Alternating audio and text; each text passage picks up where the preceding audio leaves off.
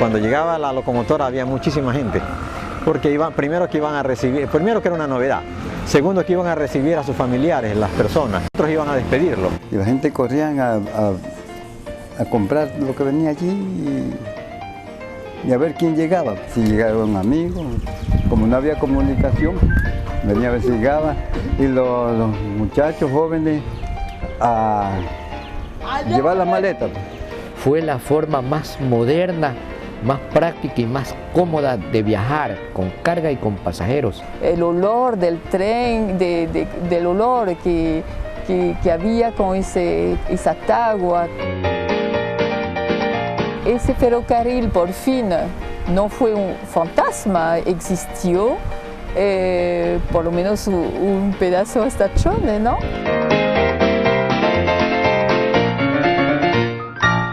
En 1909 se formó una compañía con unos franceses, quienes eran los inversionistas y tenían que acumular 2 millones de francos en aquella época para poder hacer los inicios del ferrocarril. El gobierno francés prestó aquí 2 millones de francos, pero a esta época era franco oro. Fue cuando Eloy Alfaro entonces contrata a esta gente, se hace el contrato del ferrocarril que luego se inaugura en 1913.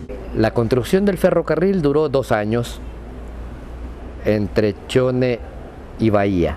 Las locomotoras, a la una le decían la burra, a la otra la puerca gansa. No eran 2 locomotoras, sino que eran de la misma marca, francesas ambas, pero la una era más grande que la otra y por eso le pusieron estos sobrenombres. Aquí era la estación de ferrocarril, como les dije allí. Aquí no habían casas, nada, eso por ahí nada. Entonces el puente y habían las líneas férreas hacia allá y cruzaba la calle allá. La proyección del ferrocarril era Bahía Chone, Quito, pero cuando terminó Eloy Alfaro, cuando lo mataron a Eloy Alfaro, se acabó el proyecto, quedó terminado, ahí quedó trunco propiamente. Aunque el ferrocarril nunca se extendió hasta la capital de la República como se contemplaba en el proyecto original de Alfaro, mientras funcionó en esta provincia fue la mejor alternativa de transporte para los viajeros y comerciantes, y su llegada a cada estación era sinónimo de desarrollo y prosperidad. Aquí viajaban era por el río, en balsa, por eso nosotros somos, prácticamente descendientes de los balseros. Porque hay un libro por ahí que dice Balsero de Carrizal. Balsero llegaba aquí y de aquí llevaban hasta Bahía en balsa.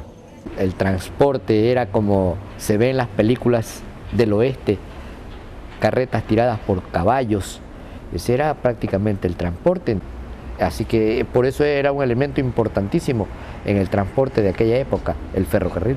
En esa época no habían carros y las mercaderías venían de Guayaquil en barco a Bahía de Caracas, de Bahía, Tosagua, Calceta, Canuto, Chone, y de aquí pues se iba a Junín. Para Junín allá no había ni carretera ni nada, sino que en mulares, a caballo llevaban productos, o sea que todo llegaba en tren. Ahí venía el Universo, el Telégrafo, La Nación y yo era el que lo vendía. Fue parte del desarrollo de esta zona, fue un enlace productivo entre Chone, Bahía, Tosagua y Calceta por muchísimos años. Incluso el transporte de agua para Bahía se lo hacía a través del tren. Y viajar en tren era un placer. Con 5 sucres y 50 centavos, los manavitas podían disfrutar de 4 horas de deleite natural sin ningún riesgo. Cada mañana a las 6 en punto el tren partía de Bahía rumbo a Canuto, Calceta y Chone.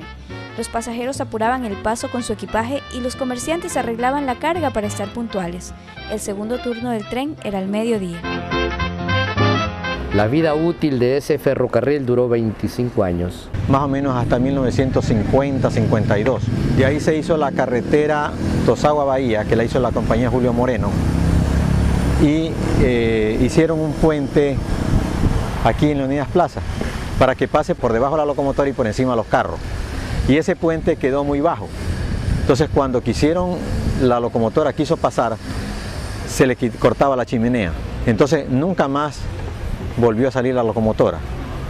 Tampoco ya no había una cantidad con la carretera que se hizo, ya el flujo de pasajeros disminuyó notablemente. Porque ya habían las carreteras y la novedad era andar en carro, pues mejor. De verano pues venían 2 vehículos de Puerto Viejo que llegaban y se iban. Me acuerdo que llamaba uno Carlos Enrique y el otro era Mi Cielo, que venían con pasajeros y llevaban. Y era más rápido. Ir a Puerto Viejo y regresar. Y ya se fue uno acostumbrando a eso, los vehículos. Mientras los carriles salían a las 8 de la mañana y regresaban a las 11 de la mañana, y el otro viaje era a las 2 de la tarde y regresaban a las 6 de la tarde, los carros estaban yendo de aquí a Tosagua de media hora a 45 minutos. Entonces había carros que hacían un transporte rápido y eso hizo que el ferrocarril fuera poco a poco decayendo hasta que más o menos en el 61 dejó de funcionar ya los autocarriles. El otro factor por el cual el ferrocarril desaparece es por asunto político. ¿Por qué?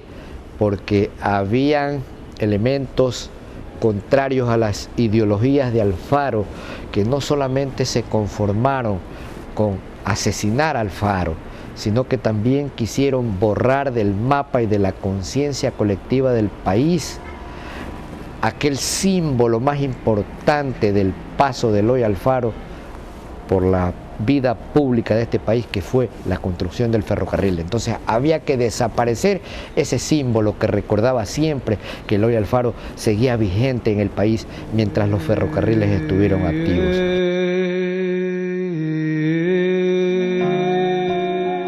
El pito constante y alegre que por muchos años hizo poner de pie a las familias manavitas empezó a escucharse ya en intervalos más largos y con cierta melancolía. Hasta que en su último viaje, al bajar la carga, trajo la nefasta noticia en la primera página del diario El Globo de Bahía. Un medio de transporte más rápido ha llegado al país y han iniciado las vías de acceso necesarias para dar paso al carro como nuevo medio de locomoción. No existe ningún lugar en donde se diga aquí estuvieron los ferrocarriles. Cuando el ferrocarril terminó, se llevaron las locomotoras a la provincia del Oro y allá funcionaron otro tiempo. De ahí ya no quedó ni vestigios, sino solamente los talleres aquí, y poco a poco desaparecieron hasta que el Estado cerró los talleres y se llevaron toda la maquinaria a Guayaquil. Como por acá había poco demanda del uso de los ferrocarriles, fueron llevando los ferrocarriles de la costa hacia la sierra para ir reponiendo las maquinarias que se dañaban en la sierra, hasta que el ferrocarril prácticamente fue suspendido en la costa y los rieles fueron tomados por los municipios que en esa época administraban el sistema de alumbrado, el sistema de luz de las ciudades, y fueron convertidos en postes. Los postes de esa época no eran los postes de hormigón de ahora, eran los rieles de los ferrocarriles. En algunas comunidades rurales todavía quedan algunos postes de ferrocarriles. Si usted va a Leonidas Plaza, la parroquia de Leonidas Plaza, hay todavía postes de los rieles. Sí existe todavía. Las rieles las cogieron y las vendieron. Todo el mundo voy a llevar las rieles. Del paso del ferrocarril por Manaví no queda mucho, pero si miran con atención, aún se pueden ver algunos rieles del tren como soporte de algunas casas manavitas, y en una iglesia es la campana que despierta a los habitantes del pueblo.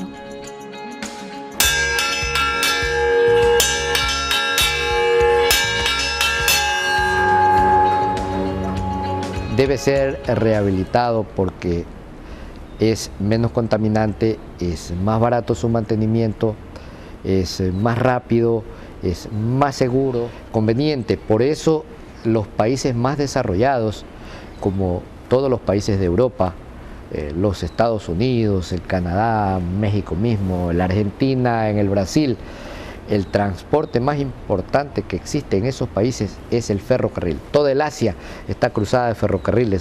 Ojalá que alguien alguna vez, de nuevo, el ferrocarril como turismo.